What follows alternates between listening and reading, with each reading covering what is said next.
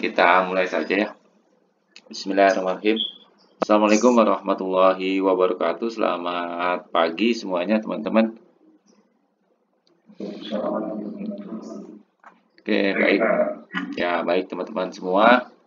Di pagi hari ini kita akan melanjutkan pembahasan materi kita. Nah, ini melanjutkan materi sebelumnya ini tentang Flutter gitu ya.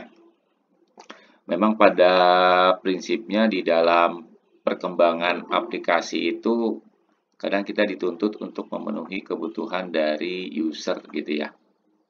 Nah, tantangan itu dimunculkan di Flutter.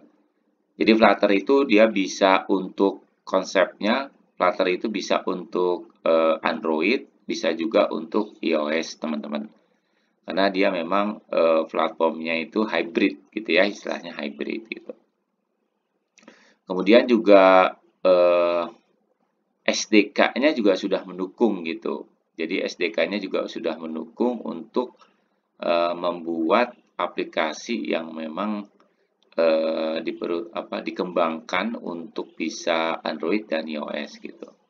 Kemudian juga untuk open source toolkit-nya juga ya sama Google juga karena dia dapat supportnya dari perusahaan besar, perusahaan Google gitu ya, tapi masih beta version ya. Nah, ini juga sangat mempengaruhi gitu. Kemudian juga kontribusi dari komunitasnya juga besar. Jadi maksud saya adalah di sini ketika teman-teman memilih sebuah konsep pemrograman gitu ya, cari pemrograman itu yang punya komunitasnya yang besar gitu. Dan dukungan supportnya juga yang besar teman-teman. Kenapa? Karena memang kalau kita membuat sebuah aplikasi yang punya komunitas yang besar, ketika kita ada kendala atau problem, itu bisa mereka bantu gitu ya. Atau setidaknya ada solusi lah dari error-error sebelumnya gitu.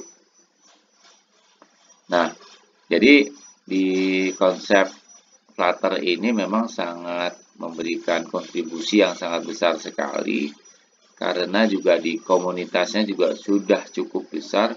Kalau yang paling besar, lumayan besar itu Java ya.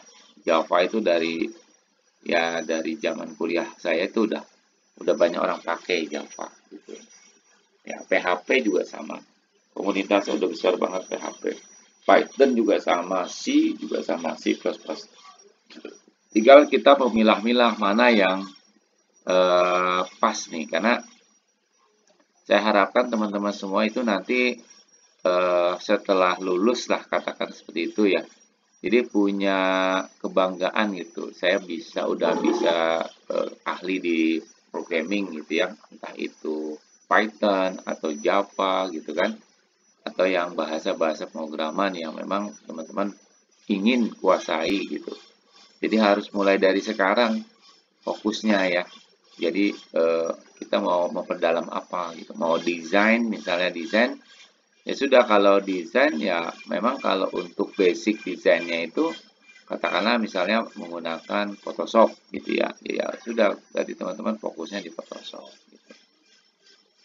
Karena untuk mempercantik gambar, ya untuk mencari gambar atau tampilan konten mau nggak mau teman-teman harus ada skill memanipulasi atau membuat gambar itu menjadi lebih menarik. Di samping menarik juga lihat dari resolusi ya. Karena jangan sampai nanti kalau cuma editing lipstick aja gitu kan banyak juga tuh aplikasi-aplikasi cuma edit-edit lipstick aja, cuma ketika kita implementasikan katakanlah di konten TV itu gambarnya jadi pecah gitu. Nah, itu juga teman-teman harus punya skill di manajemen untuk desainnya gitu ya, katakanlah menggunakan Photoshop gitu. Jadi fokus menggunakan itu. Jadi memang diwajibkan lah lulusan TI itu setidaknya memiliki satu keahlian khusus gitu ya teman-teman.